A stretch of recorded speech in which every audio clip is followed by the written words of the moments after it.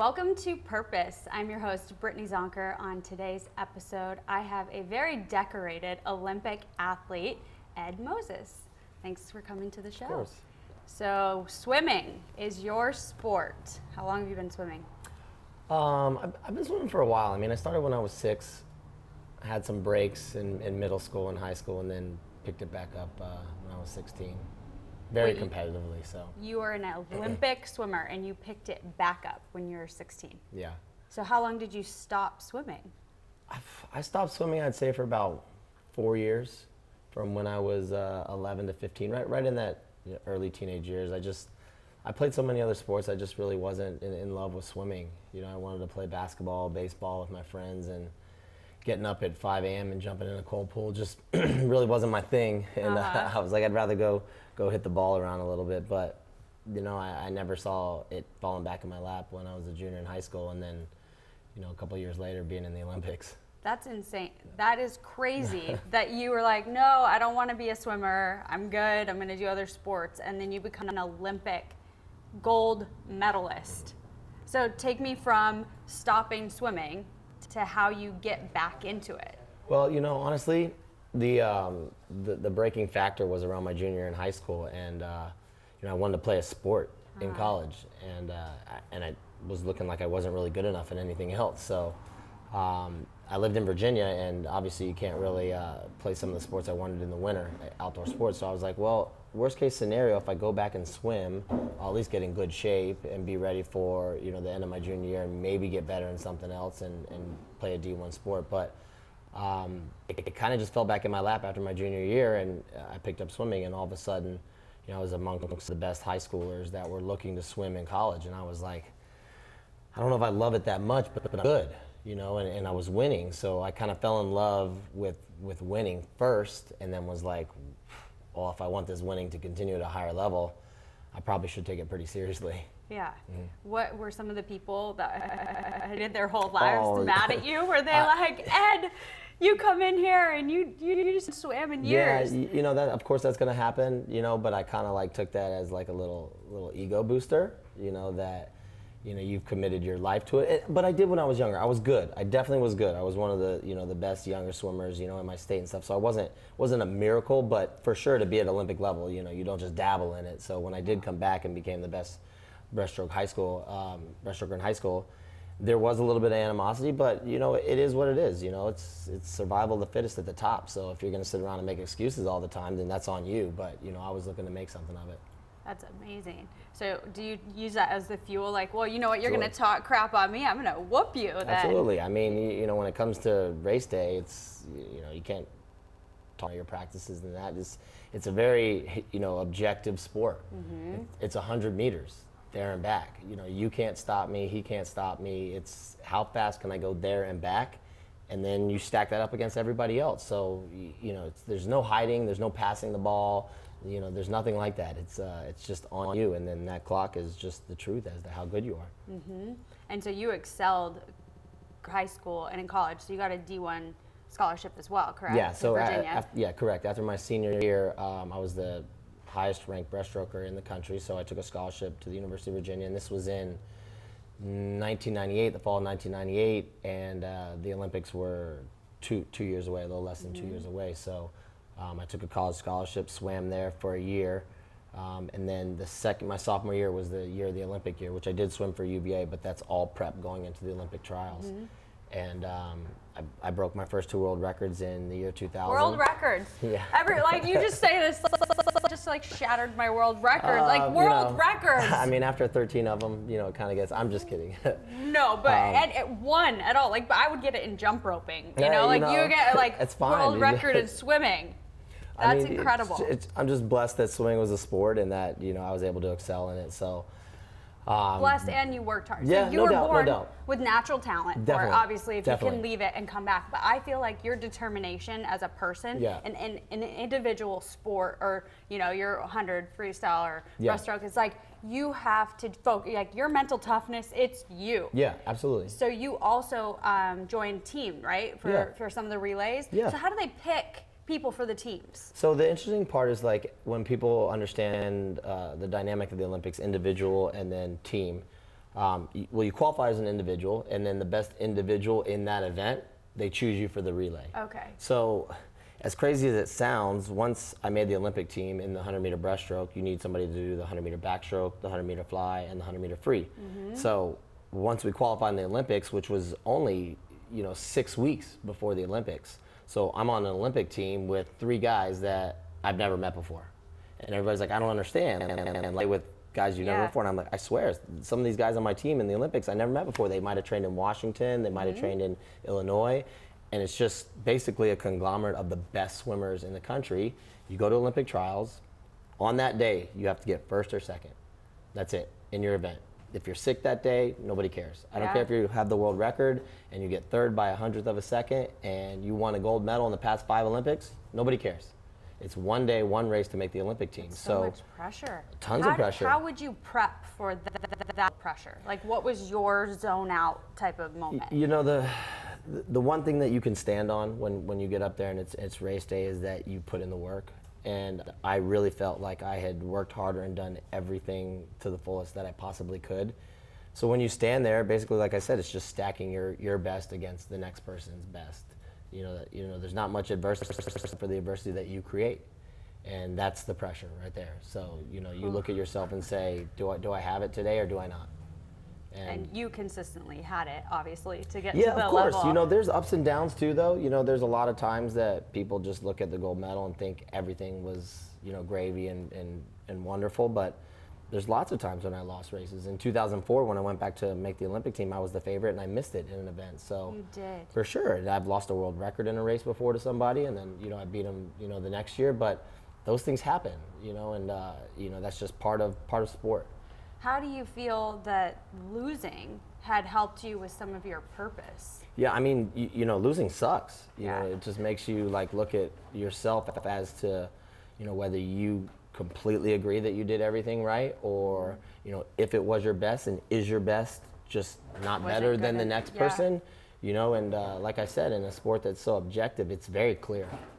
You know what I mean? You can't say that we had a bad day today. Right. The shots just weren't shot. following. I swam slower. I swam slower in a race that, a year ago, I swam faster. And it's the exact same race. So those definitely play on your psyche that why today, did you not have it? Or why this year could you not, put it together? What would you say to athletes that have those struggles, or they have the goals that they want to be an Olympic athlete, or they want to play a sport or swim or in college, right? Yeah. And they're having some setbacks. What would you tell those people? Yeah, I mean, you hear it so often, and it's kind of cliche that you have to trust in the process. Every day's an opportunity. And when I'd wake up and go to practice, whether I felt good or bad, I looked at there was something that I could do that day to get better. And if you just stack those battles up in the end when you go to race, that was going to be your best that you had. And there's just so many elements that go into it that you can't pick all those apart. You just have to go in each day and say, let's make the most of today. And so when you stand there, on the block right before you're about to race, you believe everything you did was right. And that's really all you can lay your hat on at the end of the day. And just your best is better than the next person's. Yeah, well, obviously your best has been the best. I want to see these. Show me these course. gold medals and silver medal of yours. Go. So the gold medal was for the relay team. Yeah. So in order, I'll explain this to you. My event was the 100-meter breaststroke, and it was one of the Olympics, not just of swimming, of the entire Olympics. So that's the silver medal there. And when you talk about adversity, there's a couple things behind that medal. Everybody obviously introduces me as an Olympic gold medalist, but to be honest with you, this is the character medal that built me. This was my race, individual. Nobody else was involved, and it's a silver. So it's very easy to see that somebody beat me. Right. And the things that you go through, are they're tough. But, at the end of the day, I was 19 years old and I walked away with a silver medal. And that's the first question that everybody asked me as soon as I finished was, are you disappointed? As soon as I finished the race and I'm walking through Media Alley, the first interview question was like, Ed, come here. Yeah. And you're trying to take a moment and I'm breathing process. like, From just giving your all. Millions of people are watching, and in my mind, I'm like, what do you say? What do you say to someone that just asked if you're are you disappointed? So what did you say? Deep down in my heart, of course I was disappointed. You know what I mean? Like in my mind, thought I could win that race and a gold medal, and felt that I should. And crazy enough, 5 weeks earlier in the Olympic trials, when I qualified for the Olympic team, my time from the Olympic trials would have won a gold medal.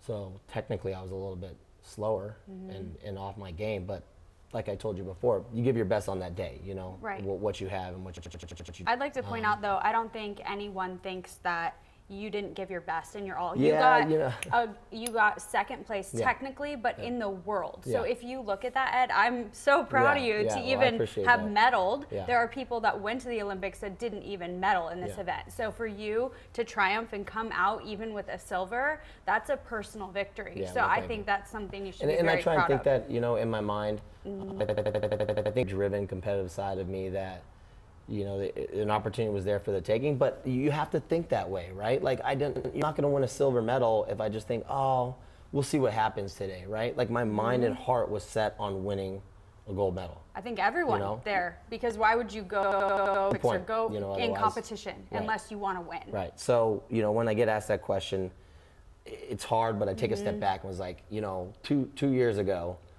where was I? I was just starting to swim again, and you were such a baby at 19. I mean, that's such an accomplishment. So that was the end for me. Was like, I'm going to be proud of this for my entire life, but my competitive side was just fired up.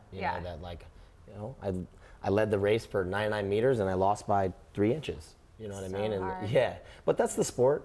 It is what it is. The great part for me was that I had the relay 6 days later, and in my mind I was like, there's another shot to win a gold medal. So that's how do you adjust from your disappointment, even though to then that now was 6 I days. have to race in 6 days, correct. and I have the chance to win gold now. Yeah. How do you And adjust? In I your just mind? used that fire that I just told you about. Was like, do you want to feel this emotion again?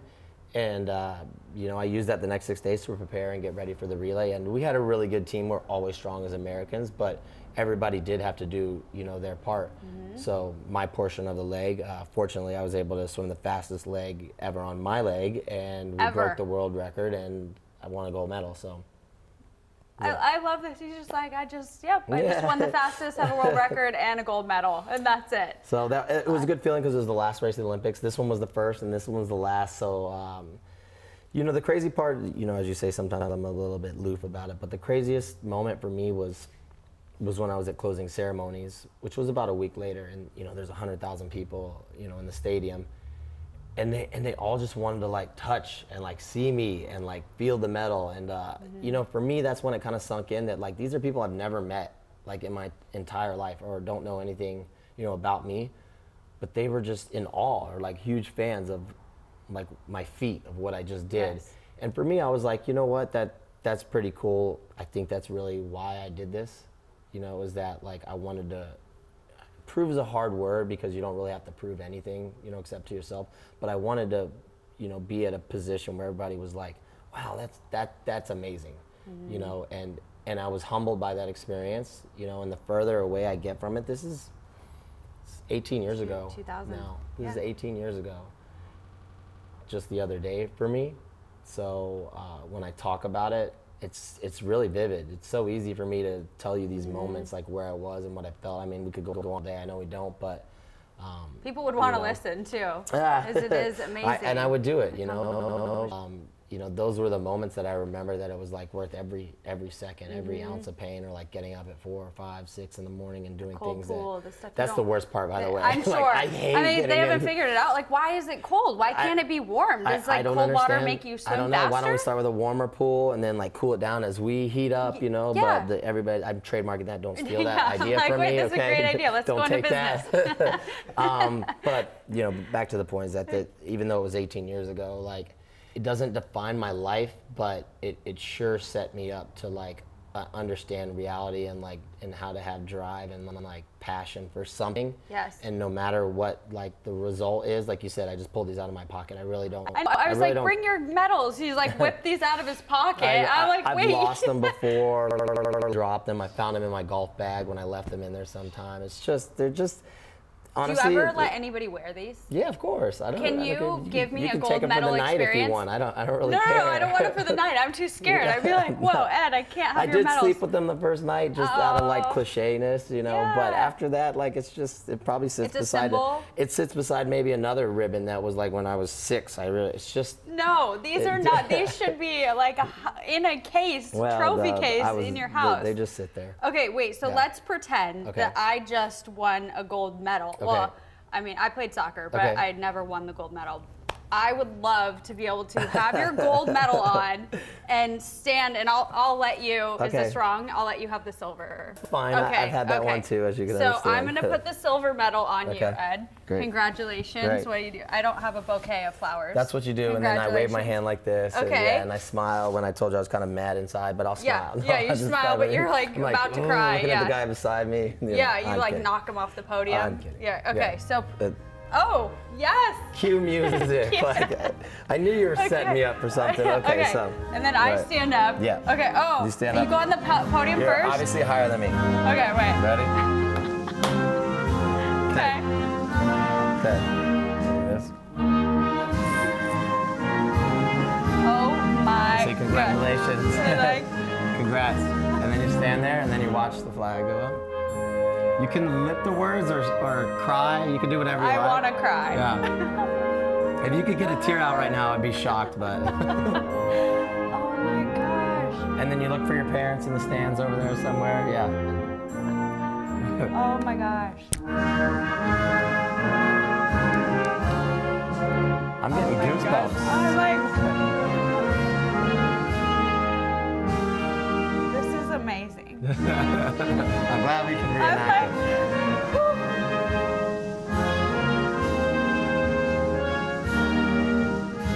Didn't you wave to all your coaches and everything? No way. And they're like, get out of the way, next race. Yeah. I seriously have like tears in my eyes right now. I'm like completely, that draws emotion out of you. Oh yeah. Oh Wow. yeah. I mean, there's millions of people watching. There's 1,000 right there. You know, I told you, just feel like there's a whole country behind you, right? That's the coolest thing about the Olympics when they come on, is that you tune on, right? And you're an American or any country for your national pride.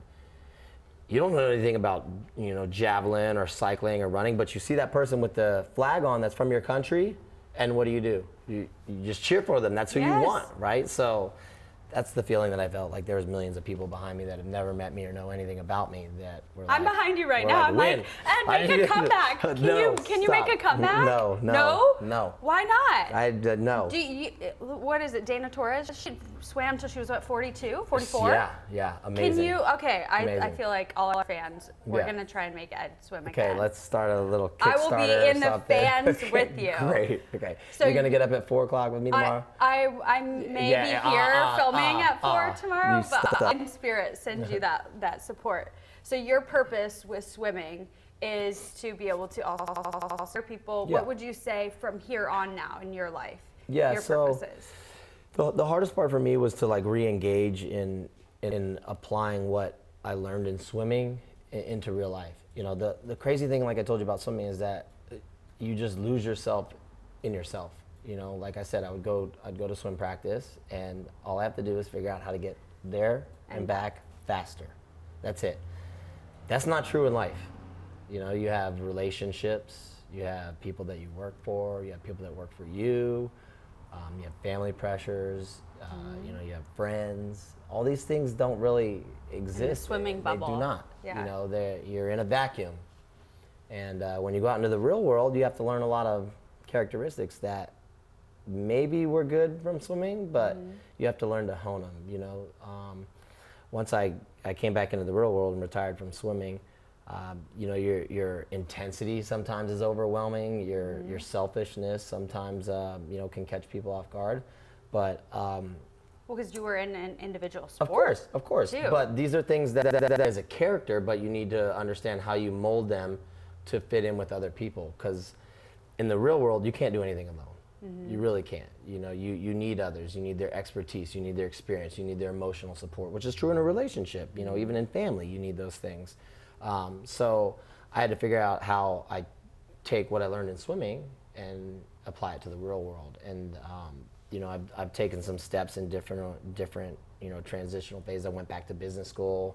I started a company. I still talk to kids. You own a marketing company. Yeah, too. I do. So I started that after a couple years after I retired, because I really love the business side of things. You know, even when I was in sports, the sponsorship side. You know, we didn't have social media when I was swimming, so all these like personal, you know, taking over, you know, control in your accounts and stuff like that is all, you know, really relatively new to me in the sports side of it. But you know, those are things that are a reality in life now, and I wanted to learn those things and re-engage. You know, I wasn't just done at 25. I didn't want to be defined as like Ed Moses, the swimmer, Olympic gold medalist. Yeah. Done. You know what I mean? I really felt like I could swimming at a young age, so that I could attempt and pursue things in the real world that gave me the same satisfaction that swimming did.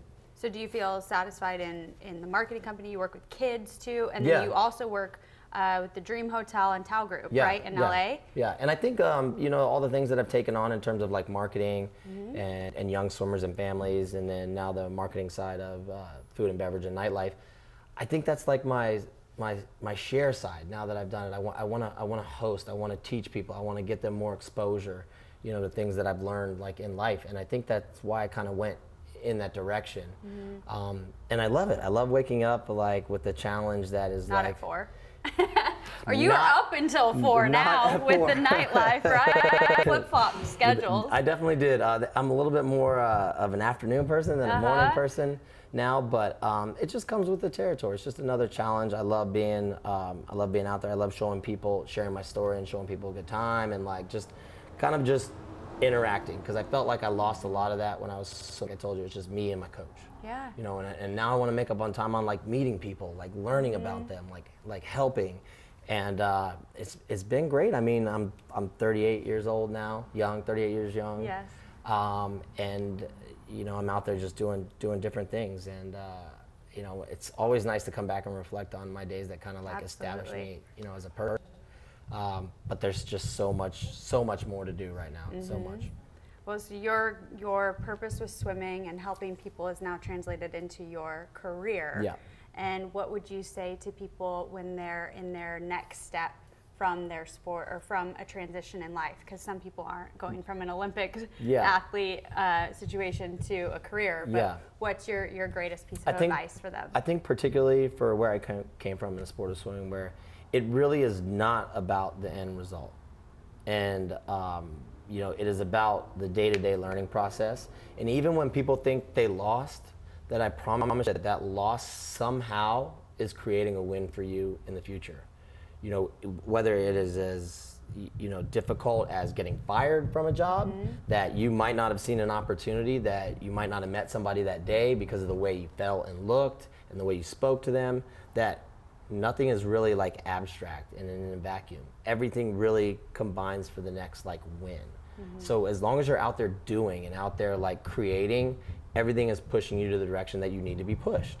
You know, so you can't just say, like I said, you know, I didn't get this contract, but yeah, maybe you met somebody that day because you went somewhere to a restaurant that you wanted to like relax and refocus, and that person you built a relationship with and then started a company with, and then that's a win 5 years down from the road. You're a millionaire, you're happy, blah, blah, blah, you know. So those are the things that I like to stress to people, that as long as you're doing and you're out there, you know, you're putting things out there and yourself, those are all leading to wins to where you want to be subconsciously, and that's just who you are.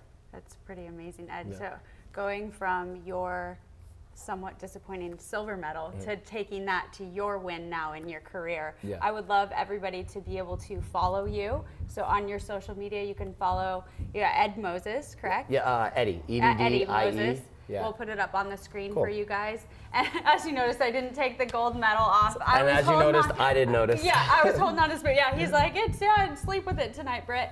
So if you guys want to go ahead and follow Eddie Moses, you can on Instagram, or you can go ahead and contact him at the Dream Hotel or Tao Group, and he will show you what it is to have a good time if you were trapped in a pool for years with just your coach. Gotcha. On this episode of Purpose, it's been a pleasure having you, Ed. For sure, Britt. Until next time, I'm Brittany Zonker.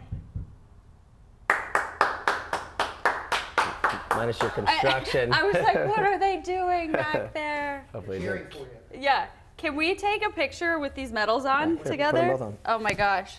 I just left this thing on. All right, go ahead. Let's dump it. Stop the screen. This is